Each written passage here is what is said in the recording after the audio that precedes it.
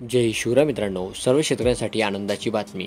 तर मित्रांनो, सर्व शेतकऱ्यांना मागेल त्यांना सौर कृषी पंप योजना सुरू झाली आहे। तर त्यासाठी ऑनलाईन अर्ज कसा करायचा त्याची ए टू झेड प्रोसेस आपण या व्हिडिओच्या माध्यमातून पाहणार आहोत व शासन निर्णय काय आहे व योजनेचे वैशिष्ट्य काय आहे व कोण लाभार्थी असणार आहे तर ते या व्हिडिओच्या माध्यमातून पाहणार आहोत। तर हा व्हिडिओ संपूर्ण पहा आणि आपल्या चॅनल नवीन असेल तर आपल्या चॅनलला सबस्क्राईब करायला बिलकुल विसरू नका। चला व्हिडिओ सुरू करूया। जय शिवराय मित्रांनो, तर मित्रांनो अशा प्रकारे ही वेबसाईट आहे मित्रांनो। तर ही नवीन वेबसाईट सुरू झाली आहे। तर मागेल त्यांना सौर कृषी पंप योजना सुरू झाली आहे मित्रांनो। तर मित्रांनो या योजनेची माहिती काय आहे तर ते पाहू आपण पहिले। तर मित्रांनो योजनेची माहितीवर क्लिक केल्यानंतर इथे पाहू शकता योजनेचे ठळक वैशिष्ट्ये।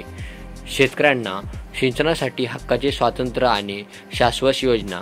तर सर्वसाधारण गटाच्या शेतकऱ्यांसाठी केवळ 10% रक्कम भरून सौर पॅनल व कृषी पंपाचे पूर्ण संच मिळणार आहे व अनुसूचित जाती व जमाती शेतकऱ्यांसाठी लाभार्थ्याचा हिस्सा 5% वेगळा ठेवण्यात आलेला आहे मित्रांनो। तो उर्वरित रक्कम केंद्र आणि राज्य सरकारकडून अनुदान मिळणार आहे व जमिनीच्या क्षेत्रानुसार 3 ते 7.5 HP पर्यंत हा कृषी पंप मिळणार आहे व 5 वर्षात दुरुस्त हमी व इन्शुरन्स पण मिळणार आहे मित्रांनो। तर मित्रांनो लाभार्थी निकष काय असणार आहे मित्रांनो तर तिथे पाहू शकता 2.5 एकरपर्यंत शेतजमीन धारक शेतकऱ्यांना 3 अश्वशक्ती क्षमतेपर्यंत सौरपंप कृषी पंप मिळणार आहे व 2.5 ते 5 एकर शेतजमीन धारक शेतकऱ्यांना 5 अश्वशक्ती क्षमतेचा आणि 5 एकरवरील शेतजमीन धारक शेतकऱ्यांना 7.5 अश्वशक्ती क्षमतेचा सौर कृषी पंप देय राहील। तर तसेच पात्र क्षमतेपेक्षा कमी क्षेत्राच्या सौर कृषी पंप मागणी केल्यास तो अनुज्ञेय राहील।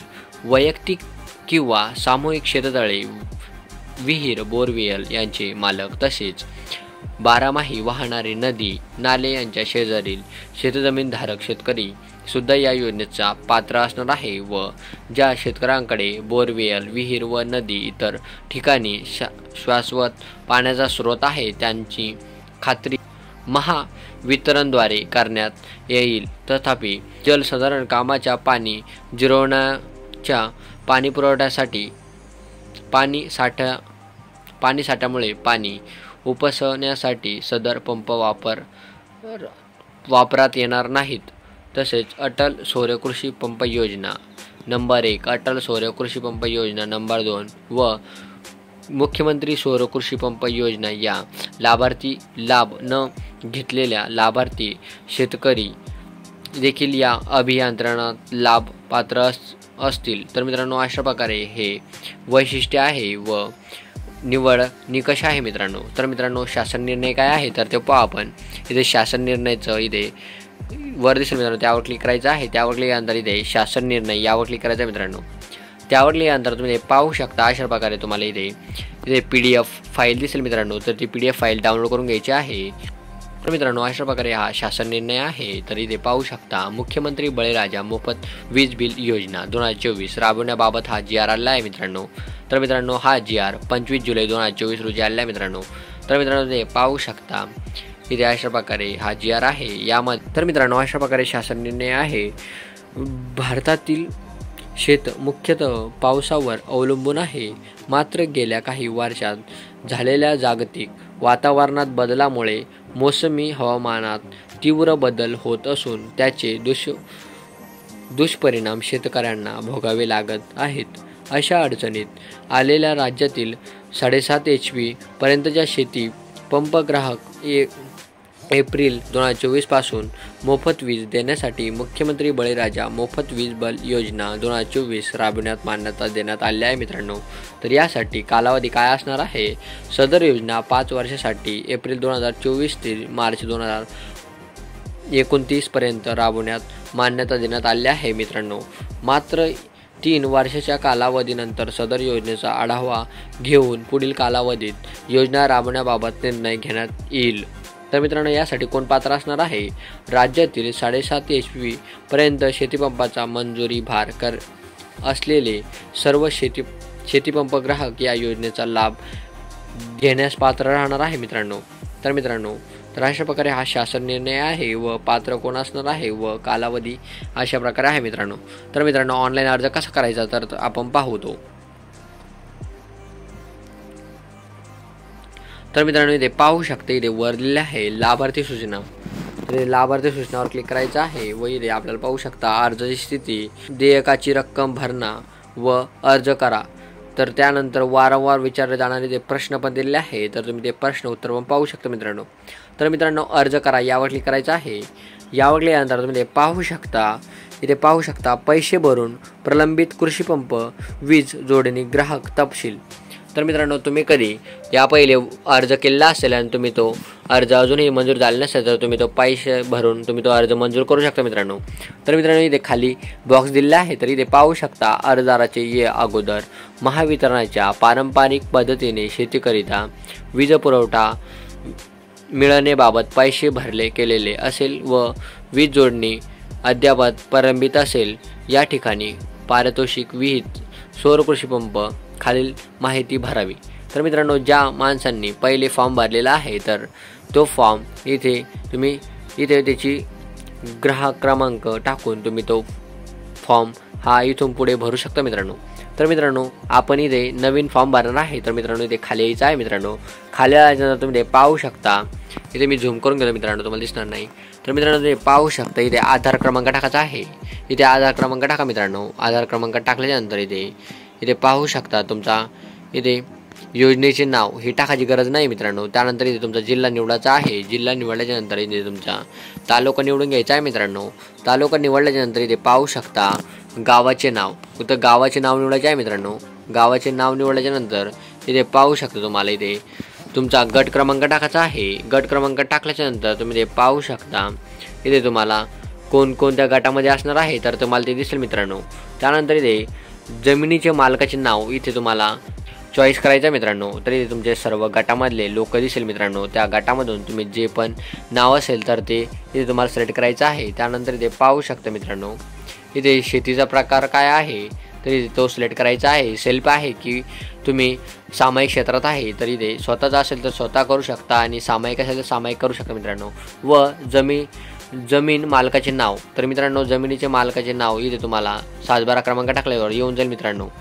क्रमांक टाकल्यानंतर तुम्हाला इथे तुमच्या सर्व क्षेत्रातील लोक दिसेल व लोक दिसल्यानंतर तुम्ही ते त्यामधून तुमचं नाव सिलेक्ट करू शकता मित्रांनो. ते सिलेक्ट करून तुम्ही तुमचं क्षेत्र किती आहे तर तुम्हाला पुढे दिसेल मित्रांनो. त्यानंतर इथे पाहू शकता मित्रांनो अर्जदाराचे नाव, त्यानंतर अर्जदाराच्या वडिलाचे नाव, त्यानंतर अर्जदाराचे आडनाव. तर अशा प्रकारे इथे तुम्हाला ते टाकायचं आहे. त्यानंतर इथे तुमचं जो पण मोबाईल नंबर आहे तर तो व्यवस्थित मोबाईल नंबर टाकून घ्यायचा आहे व त्यानंतर इथे तुमचं मेल आहे की फिमेल आहे हे सिलेक्ट करायचं आहे. त्यानंतर इथे जातीचा प्रवर्ग OBC किंवा ओपन किंवा SC ST जे पण असेल तर ते सिलेक्ट करायचं आहे मित्रांनो. ते सिलेक्ट केल्यानंतर तुम्ही पाहू शकता इथे खाली घर क्रमांक टाकायचा आहे मित्रांनो. घर क्रमांक टाका. त्यानंतर इथे पाहू शकता घर क्रमांक नसेल तर तुम्ही गावाचं नाव पण टाकू शकता मित्रांनो. त्यानंतर इथे तुमचा जिल्हा निवडायचा आहे. त्यानंतर इथे तुमचा तालुका निवडायचा आहे. त्यानंतर इथे मित्रांनो गावाचे नाव निवडून घ्यायचे आहे मित्रांनो. त्यानंतर इथे तुम्हाला खूप सारे पिनकोड दिसेल मित्रांनो. त्यामध्ये तुमचा जो पण पिनकोड असेल तर तो पिनकोड निवडायचा आहे मित्रांनो. तो निवडून घ्या. त्यानंतर इथे तुम्हाला दुसरा मोबाईल नंबर असेल तर दुसरा मोबाईल नंबर पण देऊ शकता मित्रांनो. तर मित्रांनो तो मोबाईल नंबर टाकायचा आहे. तो मोबाईल नंबर टाकल्यानंतर जलसूत्र प्रकार निवडायचा आहे. तर कोणतं तुम्ही तुमच्याकडे विहीर आहे की तुमच्याकडे बोर आहे तर ते निवडायचं आहे मित्रांनो. त्यानंतर इथे सिंचनाचा प्रकार, तर सिंचनाचा प्रकार पाईपद्वारे आहे सोडतात की तुम्ही मोकळं पाणी सोडतात मित्रांनो. तर ते इथे तुम्हाला इथे सिलेक्ट करायचं मित्रांनो. सिलेक्ट केल्यानंतर इथे पाण्याची गुणवत्ता निवडा. तर इथे पाण्याची जी गुणवत्ता आहे तर ती कशी आहे, सॉफ्ट आहे की हार्ड आहे तर ती व्यवस्थित निवडून घ्यायची आहे. व जलसूत्र खोलीकरण, तर किती मीटरमध्ये आहे तुमचं जलसूत्राचं खोलीकरण तर ते इथे टाकायचं आहे मित्रांनो. 200 150 जे पण असेल तर ते टाकून घ्या मित्रांनो. त्यानंतर पावसाच्या हंगामी जलसूत्र खाली फूट असेल तर ते पण टाकू शकता मित्रांनो. ते टाकायची गरज नाही आहे, इथे काही मेंटेनरी नाही आहे मित्रांनो. तर मित्रांनो तुम्ही पाहू शकता विद्यमान शेती तलावात आहे का, तर इथे विद्यमान शेत तलाव आहे का, तर इथे तुमच्याकडे तलाव असेल तर होय करायचं आहे, नसेल तर नाही करायचं मित्रांनो. त्यानंतर इथे तुम्ही पाहू शकता इथे तुम्हाला पिकाचा प्रकार व मागील वर्षी काय कोणतं पीक लावलं होतं तर ते निवडायचं आहे। इथे तुम्हाला खरीप व रब्बी दिसेल मित्रांनो। तर ते निवडायचं आहे। ते निवडल्यानंतर इथे तुमचं किती पीक आहे 1 किंवा 2 तुम्ही टाकलेले होते मागील वर्षी तर ते टाकायचे आहे। त्यानंतर इथे पिकाचा प्रकार शेवटचे वर्ष तर तुमचं जे शेवटचं वर्ष आहे तर ते पिकाचे खरीपमध्ये किंवा रब्बीमध्ये काय टाकले होते तर तुम्हाला ते इथे तुम्हाला किती टाकले होते तर ते टाकायचे आहे मित्रांनो। पिकाची संख्या ते टाकल्यानंतर तुम्हाला विचारलेलं आहे विद्यमान पंप वापर करता आहे का। तर विद्यमान तुम्ही कधी ऑलरेडी कृषी पंप वापरत असाल तर मित्रांनो इथे होय करायचं आहे आणि तुम्हाला त्याची माहिती टाकायची आहे मित्रांनो। तर ते नसेल तर इथे नाही करायचं आहे मित्रांनो। तर मित्रांनो तुम्ही ते पाहू शकता आवश्यक पंप प्रकार। तर इथे आवश्यक पंप प्रकार हा DC असेल मित्रांनो तर DC सिलेक्ट करायचा आहे। त्यानंतर इथे तुमच्या क्षेत्रानुसार तुमचं किती HP मध्ये मिळेल तुम्हाला तो पंप इथे कळेल मित्रांनो। तर तुम्ही 3 HP 5 HP व 7.5 HP पर्यंत हा पंप घेऊ शकता मित्रांनो। व आवश्यक पंप श्रेणी तर इथे पंपाची श्रेणी निवडायची आहे। त्यानंतर इथे पंपाची क्षमता किती असणार आहे तर ते पण टाकायचं मित्रांनो। तर ते टाकल्यानंतर तुम्हाला इथे पाहू शकता तुमचे बँकेचे नंबर तुमचा जो खाते क्रमांक आहे तर तो बँकेचा खाते क्रमांक टाकायचा आहे। त्यानंतर इथे खातेधारकाचे नाव इथे जसं पासबुकवर आहे तसंच इथे तुम्हाला लिहायचं आहे मित्रांनो। ते टाईप करायचं आहे मित्रांनो।